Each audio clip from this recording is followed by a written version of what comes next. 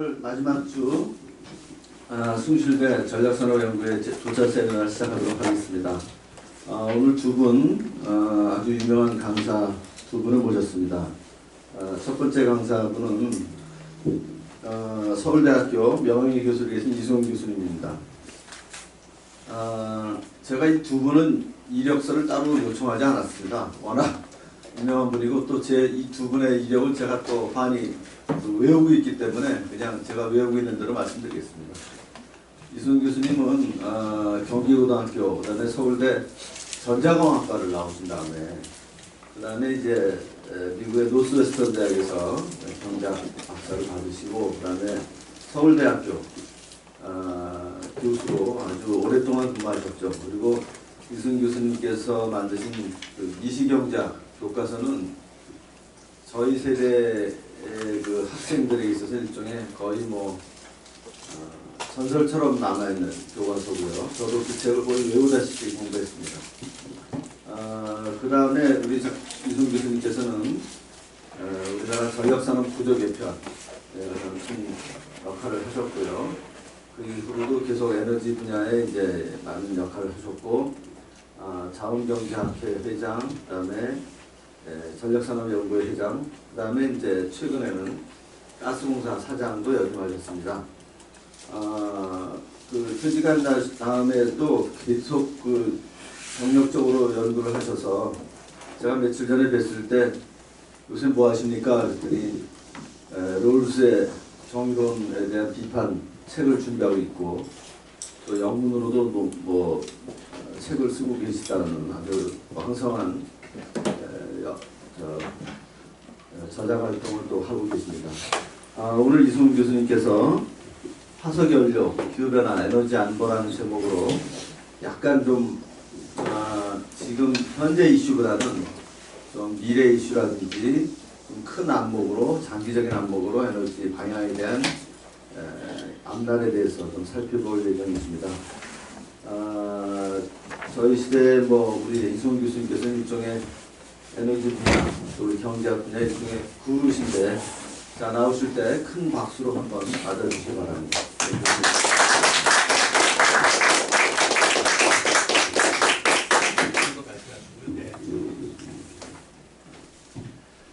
안녕하세요.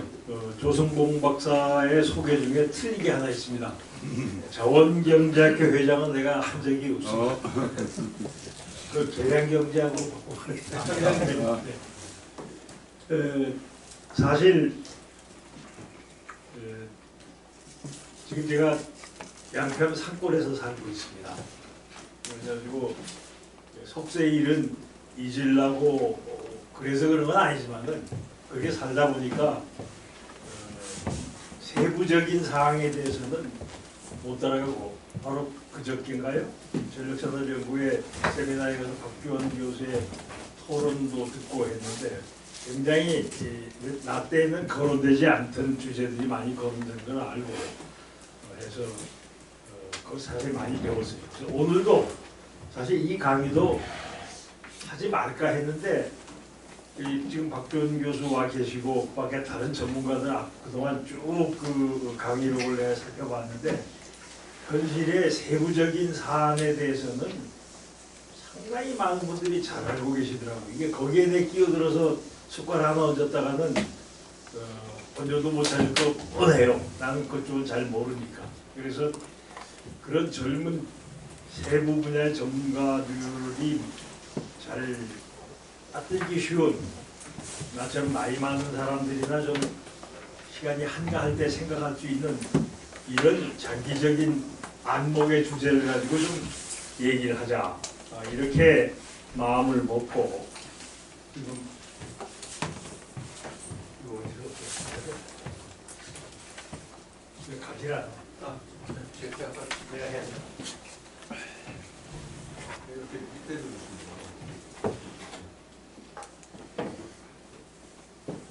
예, 알겠습니다.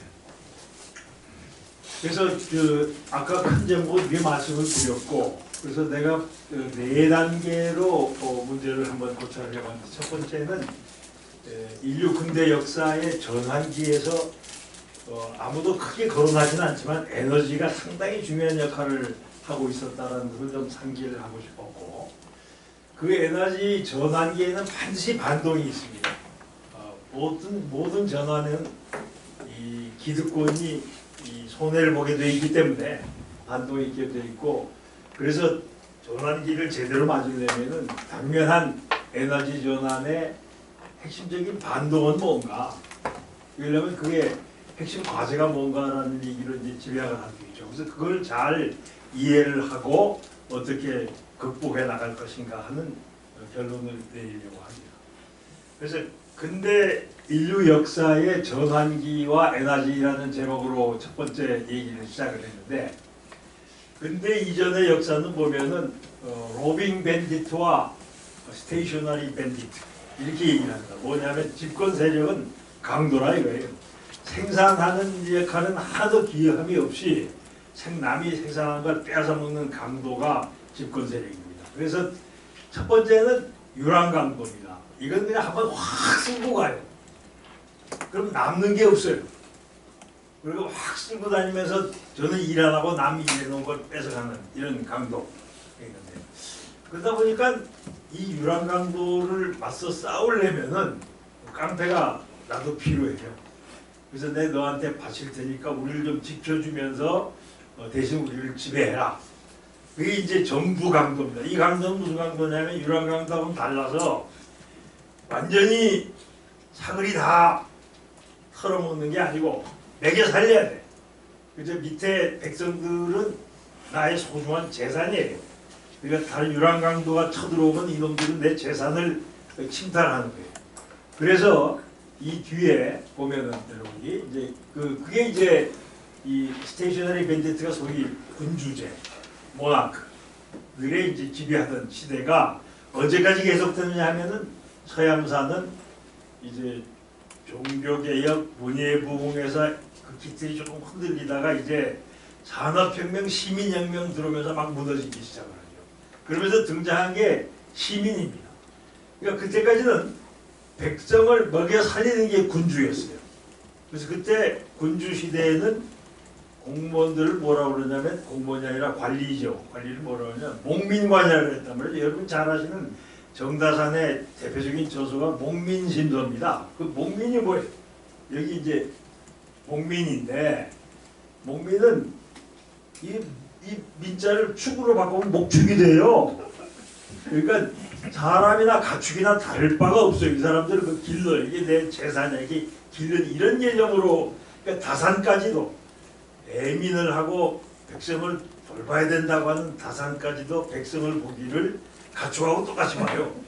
그래서 이걸 어떻게 잘 다스려서 수익성을 올리느냐. 그러려면 이미 그냥 이 유랑강도식으로 조져서는 안 되고 잘 그 백성을 보살펴야 한다. 이런 의미의 목민이에요. 그러니까 그 시대만 해도 힘은 군주가 다 가지고 있었어요. 왜 그러냐? 이 군주가 없으면 백성은 먹고 살 수가 없어요. 이 유랑강도 때문에. 그랬는데 어느 시절부터 서유럽에는 백성들이 스스로 먹고 살게 됩니다. 스스로 먹고 살게 돼가지고, 그러니까 시민의 힘이 강해져요. 정주강도의 보호가 필요 없어요. 나를 보호해줄 우리 군주나 정부를 내 스스로 통제해야 된다. 그래서 스스로 먹고 살게 된 시민이 정부를 통제하는 시대로 되는데, 스스로 먹고 살게 만들어준 게 여러분부터 얘기하면 석탄이에요. 석탄을 토대로 한 산업혁명. 이거 이후로 백성은 스스로 먹고 살게 된 힘이 커졌어요. 목민관이 사실은 오히려 귀찮은 존재가 됐다. 그래서 시민사회의 동력은 목민관이 없어도 많은 백성이 스스로 먹고 살도록 만든 화석에너지입니다. 석탄이 18세기 석탄이고 19세기 들어오면 이제 석유가 들어오고 이제 20세기 이후에 쭉 지배해오던, 지금까지 우리가 주 에너지로 쓰던 화석 에너지가 그 역사의 변동을 일으킨 힘이었다, 이런 얘기죠. 그런데 이제 앞으로 올 시대는 디지털 모바일 시대입니다. 보통 디지털 정보 시대라고 얘기를 하는데, 나는 여기 일부러 모바일을 에너지적에서 시각에서 보면은 정보뿐이 아니고 이제 모바일이 중요해요. 뭐냐면은 디지털 모바일 시대는 사람들이 이제 스마트한 에너지가 필요해요. 사람들을 스마트하게 만들어줘요. 지금까지는 힘을 덜어주는 에너지였는데 디지털 시대로 들어와서부터는 사람들을 스마트하게 행동하도록 만드는 에너지가 생깁니다. 그게 전기예요. 전기가 기술을 동반하면 아주 스마트해져요. 사람을 스마트하게 만들고. 그러다 보니까 이제 모바일 시대, 이제 우리 휴대폰 씁니다만 과거에는 생각도 못하는 이 휴대폰의 힘이 어떤지는 여러분들이 뭐 이미 다 체득해서 알고 계시지만은 그 휴대폰이 없었으면 내가 오늘 여기 오는데도 굉장히 힘들었을 때요. 연락이 중간에 잘 안 되고 하니까. 근데 이제 뭐 어디 가 있어도 연락이 되고 연락할 수 있으니까 협력이 공간을 초월해서 아주 시간이 딱딱 맞는 그런 협력을 할 수 있는 시대가 되고 또 이동을 하게 됩니다. 이게 전부 전기의 힘으로 그래요. 물론 전기가 아닌 이동도 있지만은 이 시대의 특징은 뒤에 가서 자세히 얘기하겠지만 이동형 분산 에너지인데 이 에너지가 앞으로 어떻게 할 거냐면 각 개개인의 힘을 훨씬 더 강하게 만듭니다. 지금까지보다. 이렇게 되면은 인류의 문명이 바뀝니다. 소위 개인의 힘이 강해지면은 개인의 자유가 커져요. 새로운 자유의 문명을 창조할 것인데 이 뒷받침도 결국은 에너지입니다. 개인의 힘이 없으면 이거 안 되는 거거든요. 개인의 힘을 강화시키는 에너지가 뭐냐 이거예요. 이 그래프를 한번 보시죠. 이건 내가 아주 극단적으로 단순화시켜 놓은 건데 앵거스 매디슨이라고 하는 이제 지금은 돌아갔습니다만 영국의 계량 경제사학자입니다. 역사학자인데 이 사람이 이제 전 세계의 인구와 또 개인 소득을 추계를 했어요. 그 어떻게 했냐? 통계가 예수님 태어났을 때 통계가 있었겠어요? 전 세계 통계 없지만 이 사람이 여러 가지 방법으로 하여튼 조사를 했어요. 그 어떻게 했냐? 예를 들어 봤더니 옛날 로마 시대에 어떤 농촌의 그림을 그려놨어요. 봤더니 거기에 개가 몇 마리 있고 말이 몇 마리 있고 집이 규모가 얼마고 뭐 이제 이런 걸 쭉 보고 이런 집들이 한 몇 호가 살았다. 그게 보통 마을이었다 그러면 그런 마을이 발달되던 영국의 어떤 시대에 딱 요새도 그런 마을이 있거든. 가봤더니 그 마을에 소득이 있단 말이에요. 근데 그런 걸 주워가지고 인구 소득을 추계하고 그래가지고 그러니까 주먹보고지 말도 안 되는 주먹보고 근거 없는 건데 거기에 묘한 특징을 발견을 했는데 이겁니다. 우선 이걸 인구라고 해보죠. 인구가 AD 0부터 1820년대까지는 조금씩 늘어요. 늘긴 늘는데 뭐 거의 안 늘어. 왜 안 느냐? 인구가 애 많이 나와서 인구가 늘려 그러면은 식량이 모자라서 죽어요. 죽어나가요. 그러니까 거의 비슷한 수준의 인구를 유지해옵니다. 조금씩 높긴 해요. 높아지긴 해요. 왜냐하면 농사 기술이 조금씩 발달해가지고 수확량이 많아집니다. 그리고 개인 소득도 보면은 그러니까 농사를 지어서 결혼해서 애를 낳으면 사람 수가 좀 먹고 살만하면 사람 수가 늘어나요. 그래가지고 사람 수가 더 안 늘어나는 이유는 뭐냐면 더 이상 먹고 살 식량이 없어서 죽어나가기 때문에 안 늘어나요. 그런 시절이 1820년대까지 있었던 시절이죠. 근데 1820년 이후부터 갑자기 이런 값을 그리면서 인구도 늘면서 1인당 소득도 늘어요. 그러니까 그냥 사람 숫자만, 그러니까 말하자면 더 잘 먹고 잘 살게 된 게 모조리 인구 증가로 간 게 아니라 인구도 증가하는데 각자 사는 생활 수준도 자꾸 높아지는 이런 상태로 돌입을 합니다. 그게 이제 산업혁명입니다. 1750년부터 1840년까지 산업혁명의 기간이라고 1차 산업혁명의 기간이라고 그러는데 그래가지고 경제학자 쿠즈네츠는 이 이전에 이 사람 사는 시대를 에그라리안 에포크, 농경체제, 이 이후에 사람 사는 체제를 모던 에포크 이렇게 분류를 했어요. 그래서 인류는 그러니까 지금도 에그라리안 무대에 그대로 사로잡혀 있는 나라들이 많이 있습니다. 아프리카 같은 데 가면 그렇기는 섭사하라 칸츄리는 대체로 이렇다고. 그런가 하면은 이제 산업화에 성공하면 대한민국처럼 1820년 아니지. 대한민국 어디까지 이런 상태가 왔냐면 1960년까지 이런 상태로 오다가 이제 그 다음부터 올라갑니다. 뭐 이런 식으로 산업화를 하게 되면 모던 에포크로 넘어간다. 이게 이제 푸지네츠의 얘기였고, 그게 이제 디지털 정보화까지 또 이 연장을 하는 얘기가 됩니다. 그래서 이 파라다임이라는 거죠. 소위 파라다임이 바뀌었는데, 에그라리아 아까 말씀드린 그 시절, 이때는 절대 빈곤이에요. 이런 얘기를 여러분들은 들어보셨는지 모르지만 나는 대학생 때 왜 우리는 이렇게 못 삽니까? 우리 농촌은 왜 이렇게 못 삽니까? 막 이렇게 하고 하면 어른들 하는 소리, 뭐 선생님들 하는 소리 한마디 공통되게 있어요. 예로부터 가난은 나라도 못 구해. 그랬어요. 그러니 여러분들도 학생들 들어본 적이 있는지 모르겠네. 가난은 나라도 못 구한다. 이거는 그 옛날부터 내려오던 얘기입니다. 절대 빈곤의 시대예요. 왜? 그럴 수가 없지.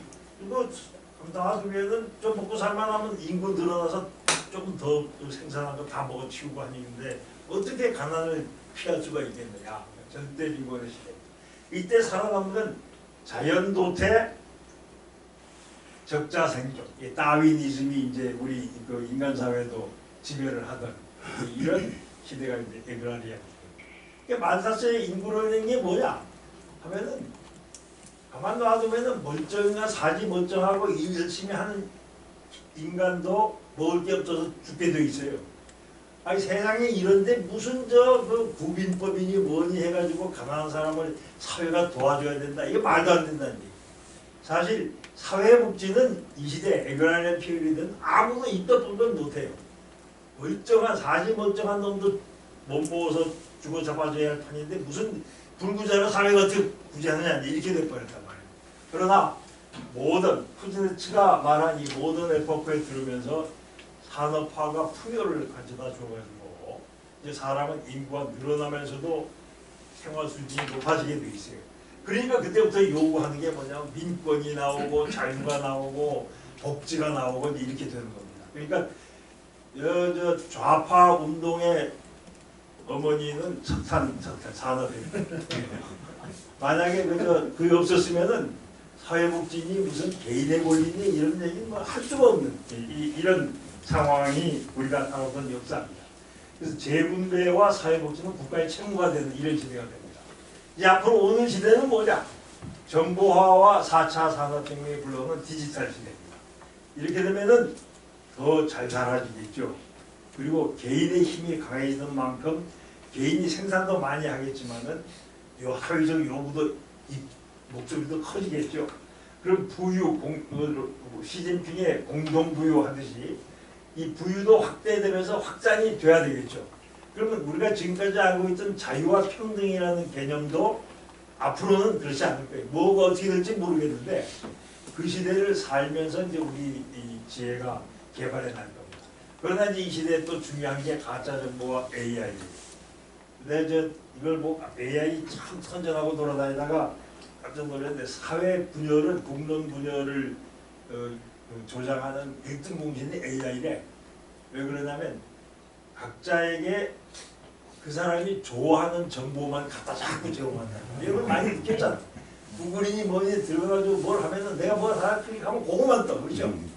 네, 그래서 사람들은 자기가 좋아하는 정보에 편향되게 만든 게 지금 현재 AI가 하는 짓이랍니다. 이런 걸 이제 하나씩 극복을 해 나가야 디지털 시대를 우리가 찾아가는데 요걸 드라이브하는 그것도 전력입니다. 이게. 전력이라는 에너지의 전기화. 나는 그저 전기화는 모든 농촌의 전선을 까는 게 전화 일렉트리피케이션이었어요. 근데 엊그제 갔더니 우리 그 박정 교수 얘기가 지금까지 전기로 안 쓰던 에너지를 전기로 바꿔서 쓰게 되는 이런 동향이 생긴다 이건데 이게 디지털 시대로 들어가기 때문에 그런. 그래서 이 전환의 동력이 뭐냐? 이 에너지다. 18세기 제1차 산업혁명은 면직공업, 제철공업, 석탄공업으로 중심으로 일어났는데 제임스 워트가 발명한 증기기관의 동력은 석탄입니다. 그러니까 만약에 석탄이 없었다면 김을 막 물을 끓여서 김을 내가지고 그걸 뭘로 할 수 있다는 걸 원리를 아무리 개발해 나와도 석탄이 없었다면은 증기기관이 보편화될 수가 없는 거죠. 그러면 산업혁명이 안 일어나요. 네, 그래서 산업혁명을 일으킨 건 제임스 워트다 그러지만 에너지 하는 시각으로 보면 산업혁명의 동력은 석탄이다. 석탄이 없었으면 산업혁명이 안 일어났다.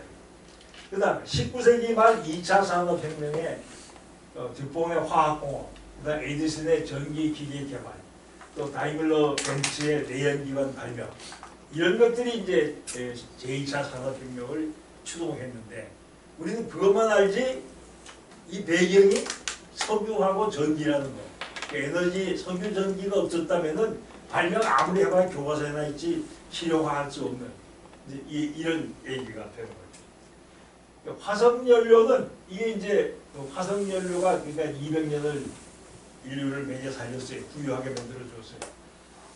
근데 이 화석연료는 구존된 나라에서만 나와. 우리는 석탄이라가 기껏 저질 무연탄만 나오고 석유는 한 방울도 안 나오고. 그런데 이제 사우디 같은 데는 막 엄청나게 석유 자원이 있고요. 근데 태양 이게 구존성 고갈성 에너지입니다. 그러니까 이제 이 에너지를 많이 가지고 있는 나라가 아주 정말 힘을 쓰는 시대죠.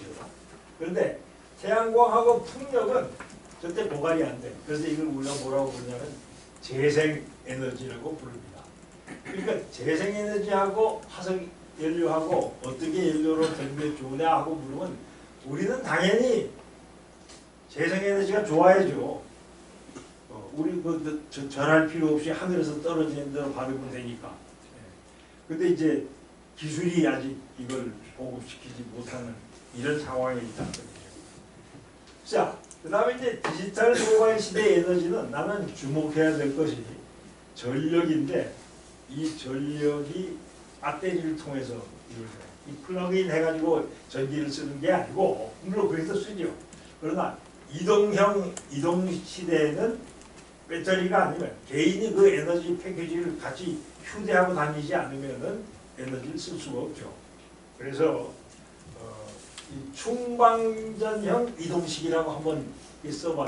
전기를 이렇게 쓰는 게 시시됩니다. 그러니까 앞으로 전력 산업은 이런 식의 전력 이용이 대형할 텐데, 대규모할 텐데 이걸 어떻게 잘 수용해서 반영하느냐를 신경을 써야 할 거다. 이런 생각을 하고 있습니다.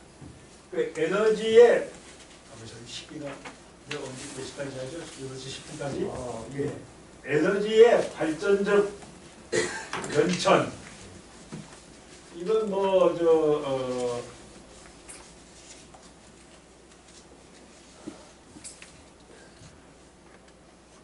예.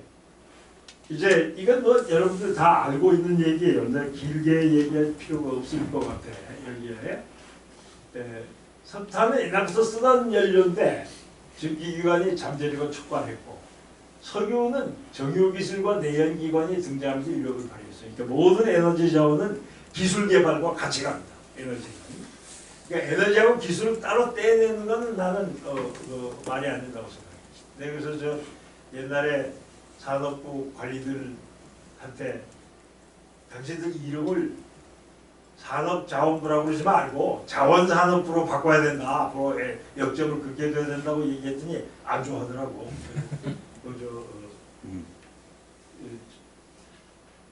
근데 지금 그런 내용이고 또 발전기와 전동기 이건 거꾸로죠. 발전기를 거꾸로 모터로 쓸 수도 있고 모터를 막 인위적으로 돌리면 이건 거기서 전기가 나와요. 발명으로 전력 에너지도 통제 가능합니다. 과거에 번개가 전기냐 아니냐 그래가지고 프랑클린이 벤자민 프랑클린이 연을 띄워가지고 전기임을 증명했다 어쨌다 그러는데 증명하면 뭐해 쓸 수가 없는데 그래서 통제를 못했는데 이거를 에너지도 이 발전기와 전동기를 발명해서 통제가 돼가지고 지금 그 에너지를 활용하는 기구가 전기기관에서 내연기관 그 다음에 전동기로 바꿉니다.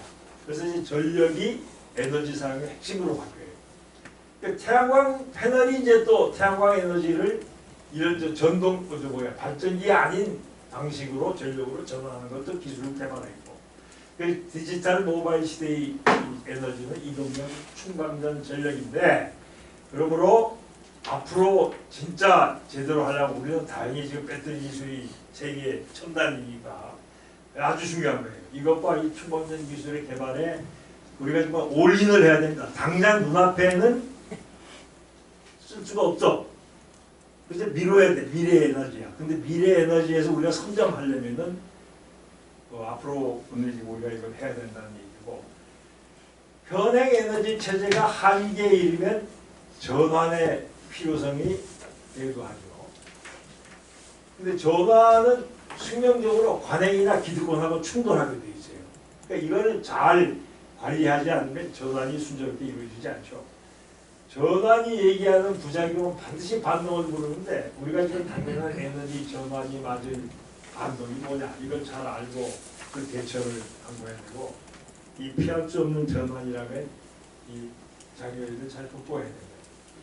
이 전환의 한계, 한번 이 로지스틱 카브, 이건 아주 참 재미있는 카브인데, 벨지움의 수학자인 베르하르스트가 1838년에 이런 문장을 했어요. 어떤 여건을 만드는, 영양분을 담뿍 놔두고 차단한 개에서 세균이 번식하는 동향을, 숫자를 관찰했더니 이런 식으로 증가하더래요. 근데 어느 수준에 이르면은 더 이상 안 늘어.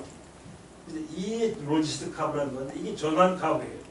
아까 내가 그린 인구 사람의 뭡니까 레귤라리아 네트워크에서 모든 네트워크들이 올라가는 것은 사실 엄밀하게 얘기하면 어떤 전환의 요대목이에요. 그것도 이제 산업혁명이 불러온 한계에 딱 달하면은 이렇게 결국은 체감해가지고 어느 한 수준으로 수렴을, 여기까지 딱 가면 이상 더 나는 더 생산, 더 출산하는 인구는 먹을 게 없어서 굶어 죽어야 돼요. 역시 앞으로도 계속 그런 일이 반복이 되는 카브입니다. 이제. 그래서 그것이 지금까지 많은 상황에서 사람들이 다른 시각에서 의견을 제기했는데, 예컨대 로마 클럽이 1970년에 제기한 성장의 한계는, 이게 성장하다 보면 자원이 고갈하고 환경 오염이 돼가지고 결국 상한에 이르게 된다. 더 이상 성장 못한다. 말사세의 비관, 그게 바로 여기 연원이라고 할 수 있는데, 그 다음에 이제 사회 내부에서 또 불만이 막 터져 나온다. 그래서 자중질환이 일어나서 더 이상 성장하지 못한다. 그래서 이제 포용적 성장이라는 개념이 나오고, 그 다음에 기후변화, 이것도 그 성장의 한계보다 더 드라마틱한 얘기인데, 이건 생태계가 완전히 망한다. 그러니까 그래서 녹색 성장이라는 개념이 나오고 그런다. 그래서 이런 전환은 한계를 두르고, 한계를 부르는 부작용은 어떻게 해결해야 될 것인가 하는 문제를 만들어드립니다. 그래서 산업화는 인류를 만사수적 함정에서 구하면서, 에그로리안 네트워크에서 구하긴 했지만 타산가스를 많이 배출합니다. 그래서 이제 지난 200년간 화석연료 사용이 이제 지구온난화의 주범이다, 기후변화의 주범이다, 이렇게 난리를 치는데, 온실 효과는 과학적으로 증명이 됐대요. 온실 효과는 있대요. 그러나 실제 우리가 겪는 이 지구 온난화가 이 화석연료 사용 때문이냐 하고 물으면 거기에 반대하는 사람이 많아요. 뭐냐? 실제 지구상에 대기적으로 탄산가스 배출하는 거의 55%는 바다에서 나온대요. 바다에서. 그 인간이 통제할 수 없다는 거죠. 이게 기껏 통제한 게 45%를 통제하는데, 그걸 통제했다고 지구온난화를 막을 수 있겠냐? 이제 이런 주장도 있고 그래요. 하여튼 지금 논란이 많아요. 근데 결국은 어떻든 간에 인간이 할 수 있는 방법은 뭐냐? 이 배출을 줄이자. 그리고 기후변화가 불러올 각종 재난을 우리가 어떻게 좀 막고 적응을 잘 하자. 그래서 2050년 탄소 중립이 이제 배출 감축의 목표가 됐어요. 컵 21에서부터 26까지는 추가 기온 상승은 섭씨 2.5도로 한다. 그런데 이번에 이집트에서 그래서 이게 쑥 빠져버렸어요. 빠진 이유가 뭐 저 우크라이나 전쟁 때 가스가 안 들어오니까 유럽에서 독일이 앞장서서 석탄을 막 밀고 난리를 치니까 얼어 죽고 화석연료가 주던 풍요를 버려야 하는 시점이 되면 안 버리더라 이거 사람이. 근데 무슨 이 저 1.5도가 되겠냐. 그죠? 이 재난, 대비적 적응. 재난은 일어난다 치고 재난에 대비하는 게 옳지 않냐는 소리가 이제 커지고 있다 그래요. 우리가 이제 두고 봐야죠. 그렇지만 현재 우리가 에너지 전환에서 맞닥뜨리는 과제는 이 두 가지입니다. 첫째는 탈탄소예요. 이거는 어쩔 수 없어. 탈탄소의 움직임은 가는데 이게 그 지구 온난화하고 상관이 없더라도 화석 에너지를 원자력과 재생 에너지로 대체한다는 움직임은 계속 일어날 거예요. 그래서 근데 문제는 이 온난화를 막으려면 굉장히 급격하게 화석연료 사용을 줄여야 하는데 이 재생에너지 기술이 아직도 미흡하고 또 배터리 기술도 아직 재생에너지의 가능성을 보완하기 미흡하고 그래서 이게 재생에너지로 이 탈탄소를 완전히 서포트할 수가 없어요. 그게 문제예요 지금 현재. 그래서 감축 시급적인 대처로 되면 에너지 소비를 축소해야 되는데 지금 돌아가는 꼴을 보니까 그 주장해야 이렇게 주장하는 선진국부터 서유럽부터 안 하고 있어요. 안 하고 있어요. 그게 되겠냐 하는 거고. 그 다음에 이제 그래서 이제 에코노미스트가 구체적으로 지적을 했는데 섭씨 1.5도 목표 달성은 포기하면서 감축보다는 적응으로 대처해 나가야 한다. 이렇게 하는 목소리도 나옵니다. 두 번째 과제가 뭐냐면 디지털 모바일화예요. 충방전형 배터리로 언제 어디서든 에너지를 쓸 수 있는 체제가 되어야 된다. 이것도 배터리 용량이 문제고 충방전 시간이 문제고 전기차를 샀더니 이게 충전하는데 그냥 그렇게 시간이 걸려서 이거 어떻게 쓰냐는 거고 그 다음에 배터리는 ESS이고 화재가 많이 생겼죠.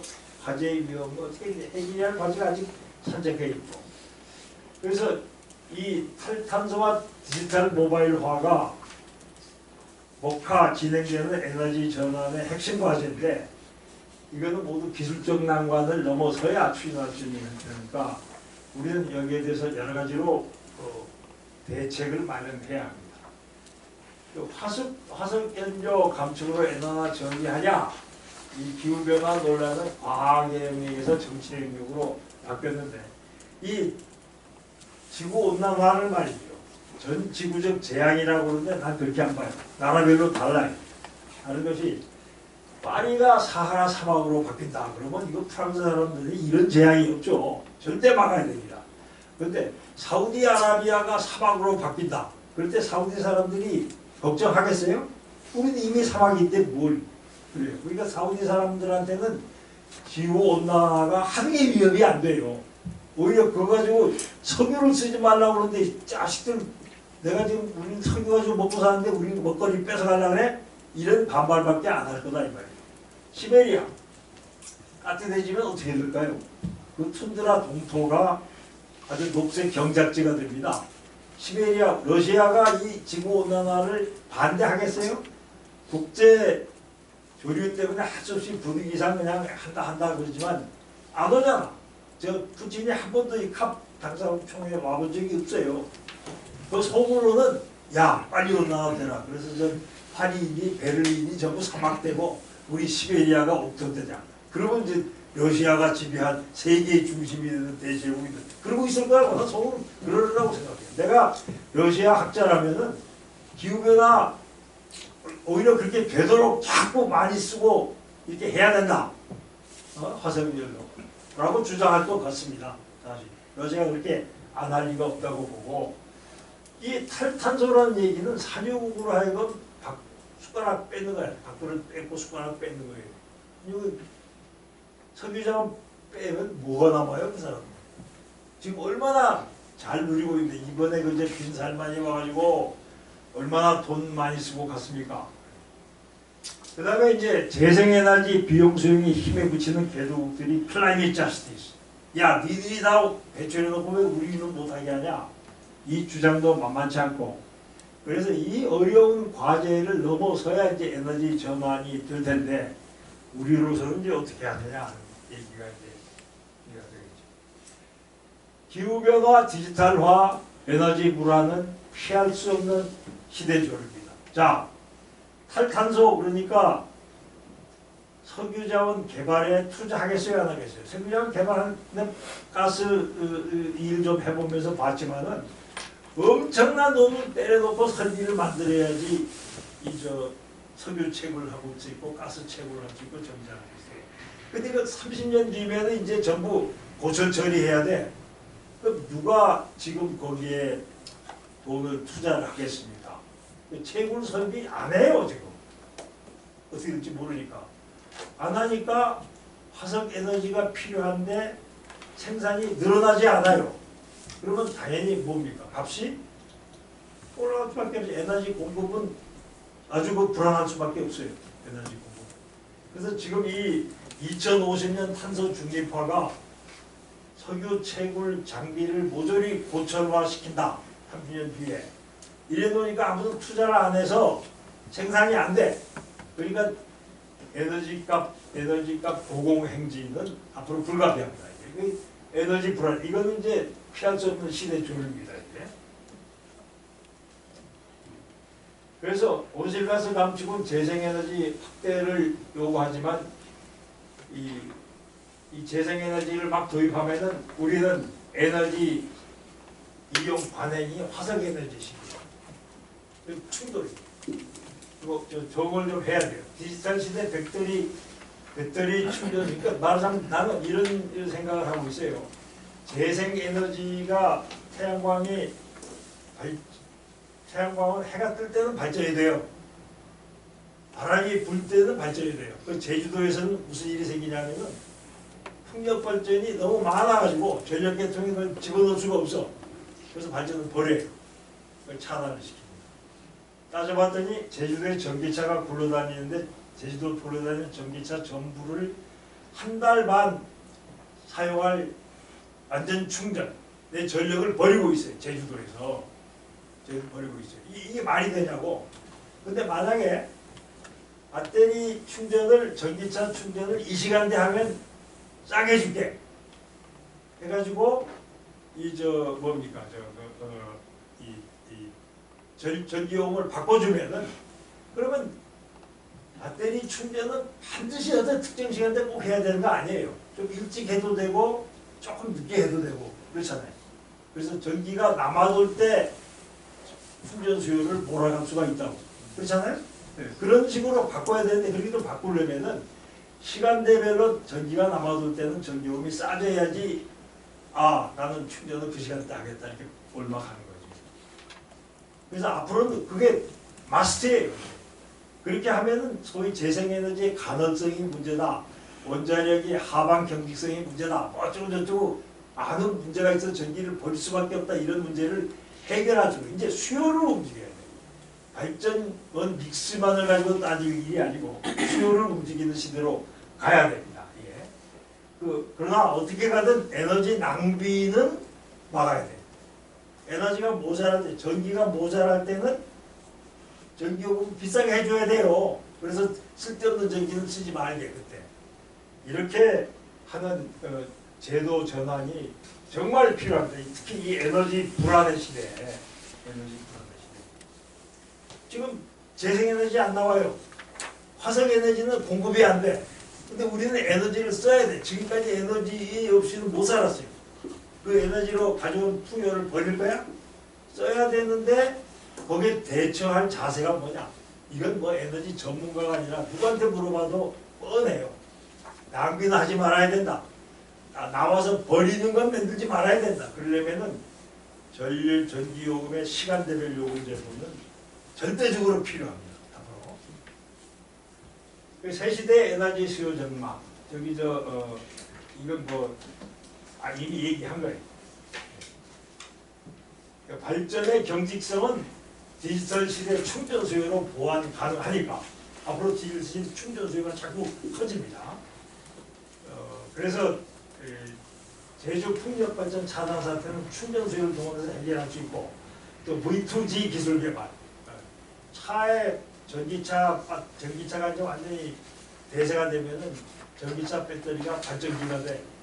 그 주차한 전기차에서 다른 데 필요한 전력을 뽑아 쓰기도 하고 이 기술이 tumtje. 이 지금은 전부 공상과학서술 같은 얘기예요.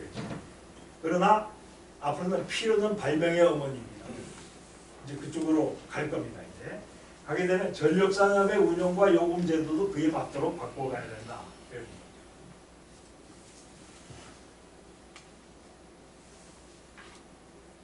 이제 앞으로 참 요란할 거예요. 러시아하고 산유국들은 조직적으로 사보타지해서 그 배출 감축 반대할 거고, 서유럽에서는 이제 뭐 변경세 두고 한다 그래가지고선 막 그냥 또 할 거고, 그 결과 에너지 시장은 어디로 돌아가는지도 모를 정도로 난리칠 거고. 그러나 뻔해요.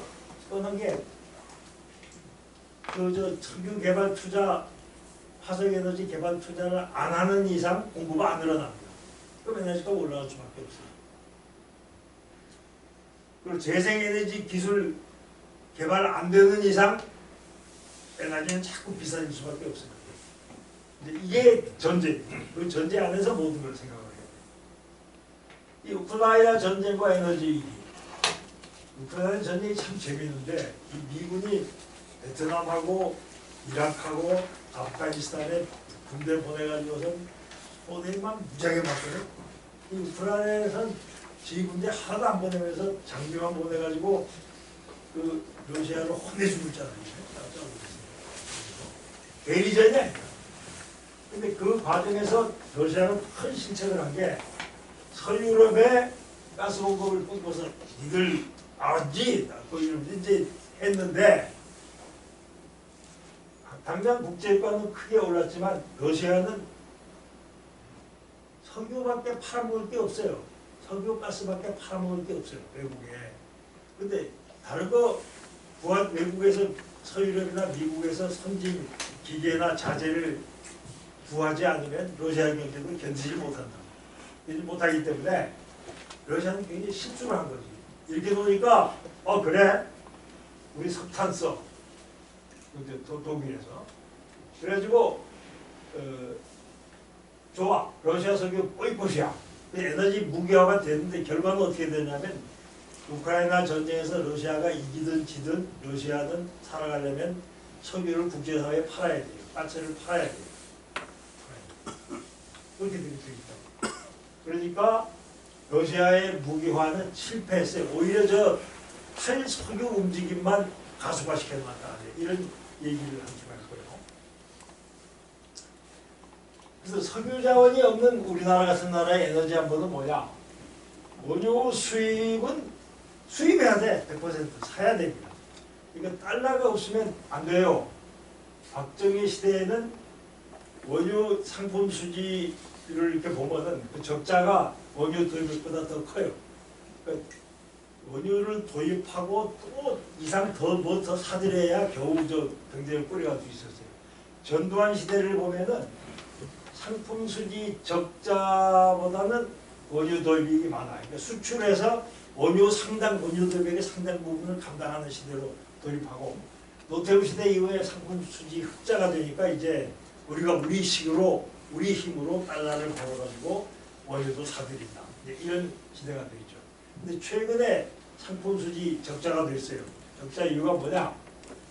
수출도 부진했지만 원유가 폭등이 그 이유입니다. 원유가 폭등. 그래서 우리가 다시 한번 이 상품 수지를 관리해서 하는 것이 원유 확보의 안정성을 유지하는 이런 단계에 좀 돌입한 거 아닌가? 잠깐이지만. 그래서 결국은 석유 자원이 없는 나라는 에너지 절약하고 상품 수지 흑자 유지하는 게 유일한 길이고, 탈탄소 재생에너지 시대는 그래서 우리가 이걸 잘 타고 여기에 선착하면은 우리한테 기회가 될 수 있다. 이런 얘기를 할 수 있겠습니다. 이 그래프를 보세요. 이게 그 상품 수지하고 원유 수입인데, 이게 상품 수지 적자입니다. 이게 이만큼 마이너스 0인데 마이너스로 내려왔던 게 흑자는 그 원유 수입가는 저만큼 되고, 에너지 절약을 위한 제도 정비를 해야 합니다.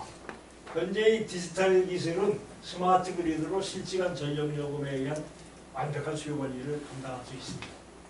충전 수요를 과잉 전력 시간대로 돌리려면 실시간 되면 요금제를 수용해야 됩니다. 그 다음에 에너지 전환의 비용은 에너지 소비자가 부담해야 됩니다. 그래야 낭비를 안 해요. 그 결론, 태양광 발전 기술 이거 아직 미비합니다. 배터리 아직 멀었어요. 충방전 관리 기술 아유 이것도 멀었어요. 굉장히 불편해. V2G 꿈도 꾸지 마. 택도 없는 얘기야. 그림 같은 얘기야. 우리 저 조선봉 박사 도상 나하고 얘기할 때 V2G 얘기만 할 때마다 그냥 그 쓸데없는 소리 하지 말라고 나는 면박을 주던 얘기인데 그렇습니다. 다. 그러나 이걸 해야 돼요. 이제 앞으로는. 석유 자원이 전무한 우리에게 재생에너지를 강요하는 전 세계적 탈석유 조림은 위기지만 동시에 기회다. 우리가 석유 자원이 없다는 걸 상기해라. 그러니까 위 기술 개발에 그냥 우리 가지고 있는 게 머리밖에 없으니까 사람밖에 총력을 기울여야 한다는 얘기고 또 그 다음에 제도로 전력시장의 실시간 요금을 스스로 결정하도록 하면은 낭비를 효율적으로 해소할 수 있다. 그래서 전력시장도 시장화, 정상화시키는 조치가 시급하다. 이런 얘기로 결론을 맺겠습니다. 이상입니다. 열강해 주신 우리 이승 교수님께 다시 한번 질문을 좀 몇 개 받도록 하겠습니다. 자, 우리 강현. 네, 그 아까 재생에너지가 이제 비율 확대되면 이제 남는 전기가 발생을 하기 때문에 시간대별 요금제가 좀 필요한 것 같다라고 말씀을 하신 걸로 제가 이해를 하는데. 예. 근데 이제 재생에너지의 가장 큰 단점 중에 하나가 간헐성으로 알고 있습니다. 그러면 이게 시간대별로 직접 매겨놓을 경우에 그 시간대에 재생에너지가 충분치 않다면 또 이제 문제가 될 수 있을 것 같다는 생각이 드는데 뭐 어떻게 해결할 수 있는 방법이? 지금 그 간헐성의 문제만 가지고 얘기하죠. 전반적인 재생에너지 도입했을 때 시간대별 요금이 어떻게 변할 것인가는 또 이제 좀 더 따져봐야 알겠지만 간헐성이라고 하는 것은 필요 없을 때, 전력이 필요 없을 때 발전하는 거예요. 필요할 때는 발전 못하는 거예요. 그게 이제 간헐성이라는 거죠.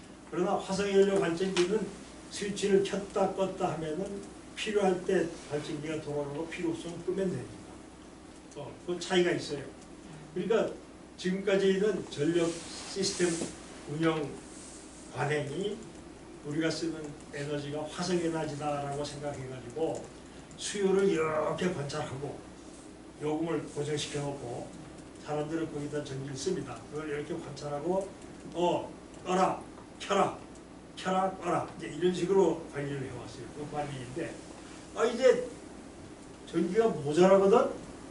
근데 전기가 모자라는데 켜려고 하니까 켤 발전기가 없어. 재생에너지 시대. 태양광인데 하늘이 구름이 껴서 풍력인데 바람이 안 불어.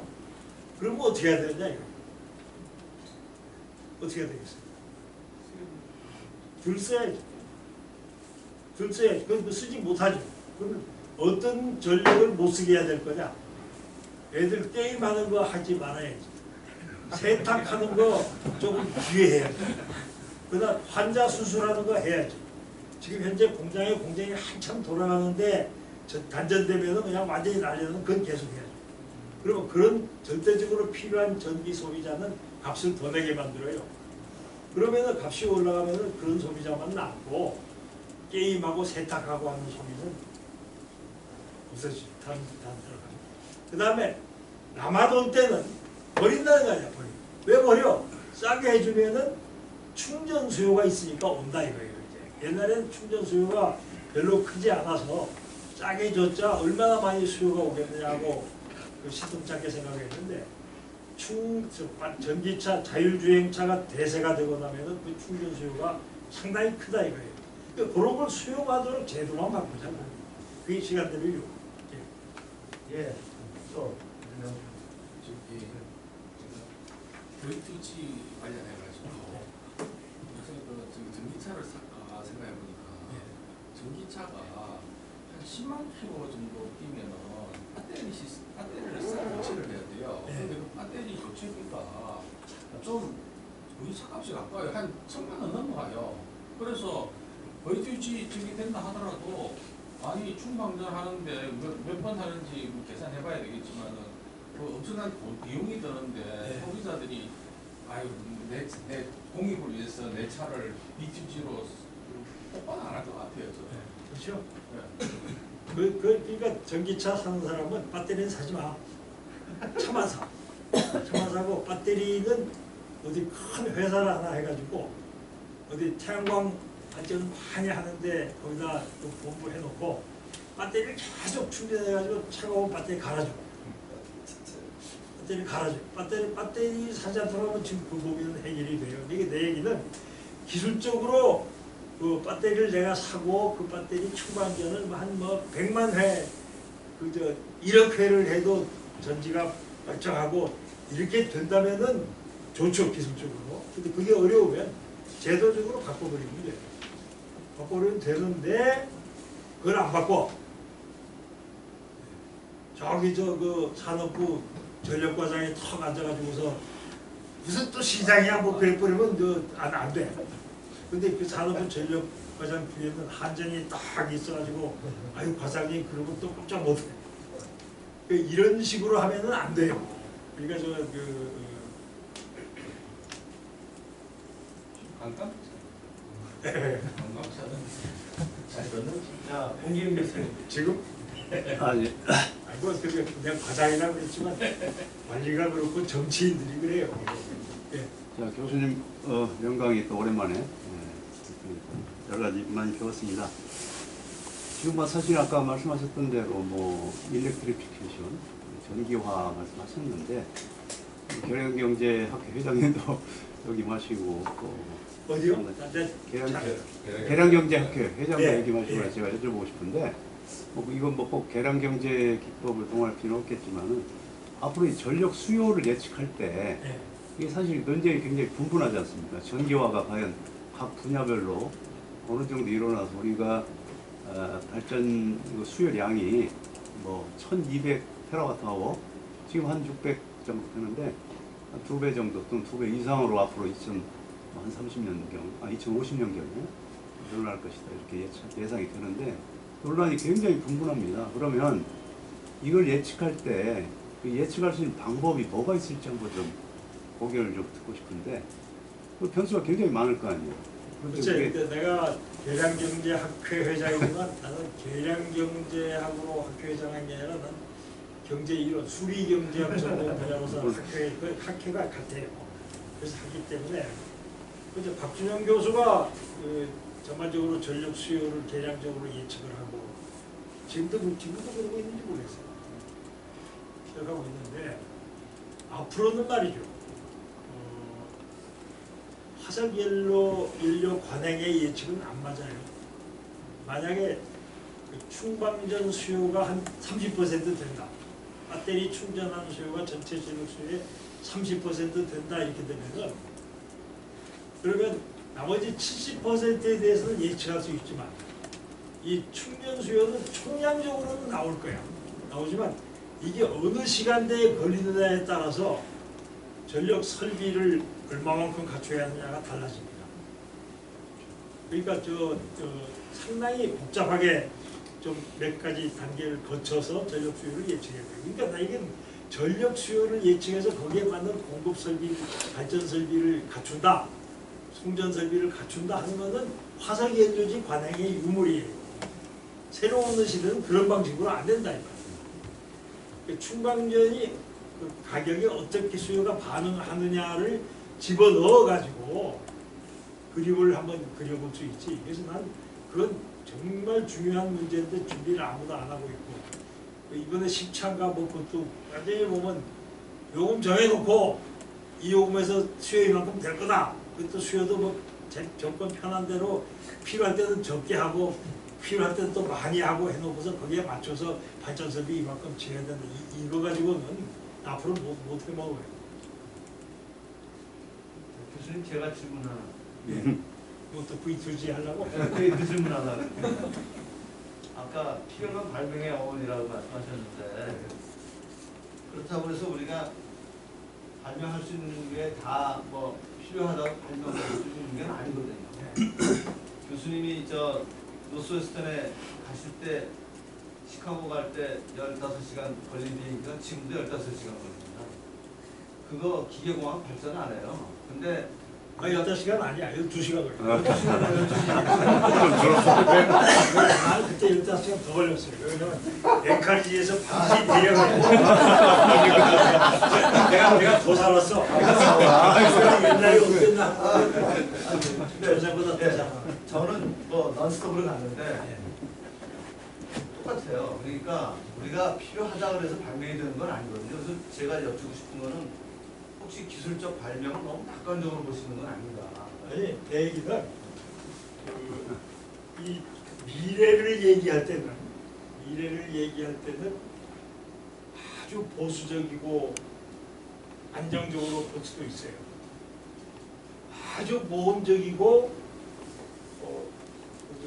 불안하게, 과감하게 이렇게 볼 수도 있어요. 그러면 행동은 거기에 따라서 나오는데 하나하나의 거는 낙관적으로 가면은 돼요. 근데 우리는 지금 현재 어떤 상황에 처해 있냐면 나는 과감하게 나가봐서 실패해도 믿져야 본전이라고 생각해. 우리는 진짜 다른 자원이 없어요. 다른 자원이 없으니까 바로 그런 데서 V2G는 실패하더라도 충방전 배터리 속도하고 용량 그만큼 개발만 하나라도 성공한다면 우리는 세계를 선도하죠. 알겠습니다. 아니 근데 난 미래는 좀 과감하게 도전할 필요가 있다고 생각해요. 자, 우리 우리 아까 그 말씀 중에 이제 그 화석연료에 대한 투자를 이제 기피하는 이제 그런 현상이 벌어지고 있고 네.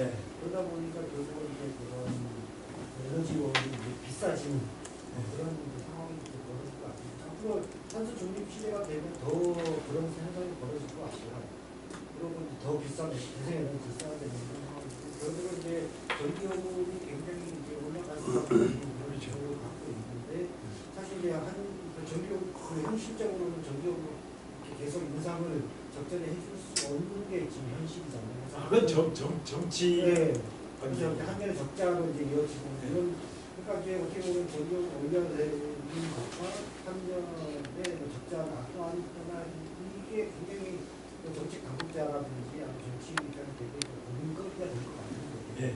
그러면 이런 거는 전기요금 올려야 된다는 너무 당연한 현상이긴 한데 다른 방법들로 풀 수 있는 방법들이 없을까? 항상 저 경제학자는 방법을 가지고 있어요. 그걸 정치적으로 시행하지 못하는 거죠. 그러니까 지금 이거는요. 한전의 적자는 한전이 경영을 잘못한 책임이 아닙니다. 정치가들이 탈원전하면서도 전력 원가를 올리는 정책을 취하면서도 판매 요금을 못 올리게 했다. 그러면 적자 나올 수밖에 없어요. 그럼 그 적자는 누가 책임져야 하느냐? 결국 국민이 책임져요.